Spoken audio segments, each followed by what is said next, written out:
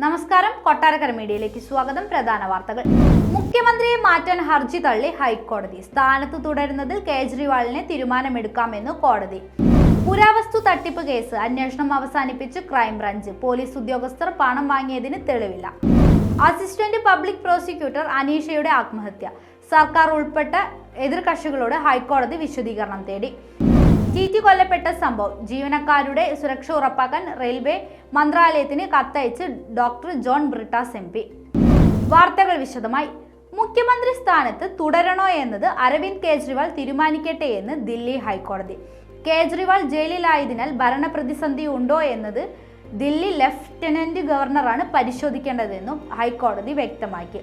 BJP നീക്കത്തിൽ കുലുങ്ങരുതെന്നും MLAമാർ മണ്ഡലങ്ങളിൽ കേന്ദ്രീകരിക്കണമെന്നും അരവിന്ദ് കേജ്രിവാൾ നിർദ്ദേശിച്ചു. മുഖ്യമന്ത്രി സ്ഥാനത്ത് നിന്ന് അരവിന്ദ് കേജ്രിവാളിനെ നീക്കണമെന്നായിരുന്നു ഹൈക്കോടതിയിലെത്തിയ പൊതു താൽപര്യ ഹർജിയിലെ ആവശ്യം. സമാന ഹർജി കോടതി നേരത്തെ തള്ളിയിരുന്നു. സ്ഥാനത്ത് തുടരണോ എന്നത് കേജ്രിവാളിന്റെ വ്യക്തിപരമായി തീരുമാനമെന്ന് ഇത്തവണ കോടതി നിരീക്ഷിച്ചു. എന്നാൽ ഈ തീരുമാനം ദേശീയ താൽപര്യത്തിന് വിധേയമായി കൈക്കൊള്ളണമെന്നും ഇത് കേജ്രിവാളിനെ വിടുന്നുവെന്നും ഹൈക്കോടതി വ്യക്തമാക്കി. സർക്കാർ പ്രവർത്തനം നിരീക്ഷിക്കേണ്ടത് ലഫ്റ്റനന്റ് ഗവർണറാണ്. പ്രതിസന്ധിയുണ്ടെങ്കിൽ ഇടപെടാനുള്ള നിയമപരമായ അധികാരം ലഫ്റ്റനന്റ് ഗവർണറുടേതാണ്. അതിനാൽ കോടതി ഇടപെടുന്നില്ലെന്നും ആക്ടിംഗ് ചീഫ് ജസ്റ്റിസ് മൻമോഹൻ അധ്യക്ഷനായ ബെഞ്ച് വ്യക്തമാക്കി. മുഖ്യമന്ത്രി സ്ഥാനത്തെക്കുറിച്ച് അരവിന്ദ് കേജ്രിവാളിനെ സ്വയം തീരുമാനിക്കാമെന്ന് ഹൈക്കോടതി പറഞ്ഞത് ആശ്വാസമാണെങ്കിലും ലഫ്റ്റനന്റ് ഗവർണറുടെ അടുത്ത നീക്കം നിർണായകമാകും. മോൻസൺ മാവുങ്കൽ ഉൾപ്പെട്ട പുരാവസ്തു തട്ടിപ്പ് കേസിൽ അന്വേഷണം അവസാനിപ്പിച്ച് ക്രൈംബ്രാഞ്ച്. പരാതിക്കാരിൽ നിന്ന് മോൻസൺ തട്ടിയെടുത്ത മുഴുവൻ പണവും കണ്ടെത്താനാകാതെയാണ് അന്തിമ കുറ്റപത്രം. മുൻ DIG S Surendran, IG Lakshmana എന്നിവരെ ഉൾപ്പെടുത്തിയാണ് കുറ്റപത്രമെങ്കിലും ഉദ്യോഗസ്ഥർ പണം കൈപ്പറ്റിയതിന് തെളിവില്ല എന്നാണ് കോടതിയെ അറിയിച്ചത്.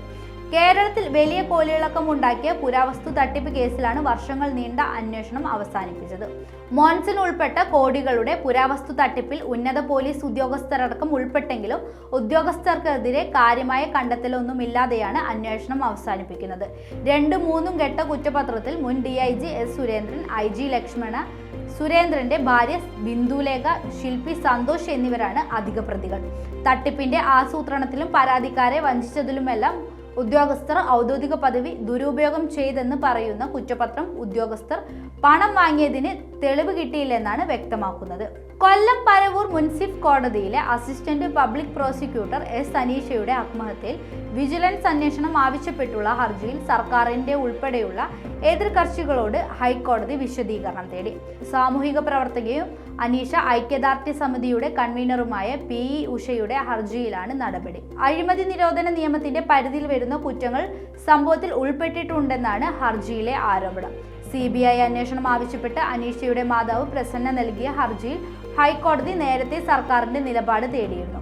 ഹർജിയിൽ ഉന്നയിച്ച വിഷയങ്ങൾ പരിശോധിക്കാൻ കോടതിയെ സഹായിക്കാൻ അഡ്വക്കേറ്റ് V ജോൺ സെബാസ്റ്റ്യൻ റാഫേലിനെ അമിക്കസ് ക്യൂറായി നിയമിച്ചു. ഹർജി 12-ന് പരിഗണിക്കാൻ മാറ്റി. ജനുവരി 22-നാണ് കൊല്ലം പരവൂർ മുൻസിഫ് കോടതിയിലെ assistant public prosecutor S Aneesha ജീവനൊടുക്കുന്നത്. കഴിഞ്ഞ ദിവസം എറണാകുളം പട്ന എക്സ്പ്രസിൽ നിന്ന് TTയെ തള്ളിയിട്ട് കൊന്ന സംഭവത്തിന്റെ വെളിച്ചത്തിൽ റെയിൽ ജീവനക്കാരുടെ സുരക്ഷ ഉറപ്പാക്കുന്നതിന് വേണ്ട സ്വതന്ത്ര നടപടികൾ സ്വീകരിക്കണമെന്നാവശ്യപ്പെട്ട് ജോൺ ബ്രിട്ടാസ് MP കേന്ദ്ര റെയിൽ മന്ത്രിക്ക് കത്തയച്ചു. ട്രെയിൻ സർവീസുകളുടെ ആദ്യപാദത്തിൽ 3-ലധികം സ്ലീപ്പർ കോച്ചുകൾ നിയന്ത്രിക്കാൻ TTമാരെ ചുമതലപ്പെടുത്തരുതെന്നാണ് റെയിൽവേ ബോർഡ് മാനദണ്ഡങ്ങളെങ്കിലും നിലവിൽ ഇത് കാറ്റിൽ പറത്തി നിരവധി കോച്ചുകളാണ് TTമാരെ കൊണ്ട് നിയന്ത്രിപ്പിക്കുന്നത്. ഇത് അമിത ജോലിഭാരത്തിനൊപ്പം മാനസിക സമ്മർദ്ദവും വർദ്ധിപ്പിക്കുന്നു. കൂടാതെ കേരളത്തിൽ സർവീസ് നടത്തുന്ന ട്രെയിനുകളിലെ ജനറൽ കോച്ചുകൾ കുറച്ചത് സ്ലീപ്പർ കോച്ചുകളിൽ ജനറൽ ടിക്കറ്റ് എടുത്ത് കയറുന്നവരുടെ എണ്ണം അനിയന്ത്രിതമായി വർദ്ധിക്കുവാൻ കാരണമായിട്ടുണ്ട്.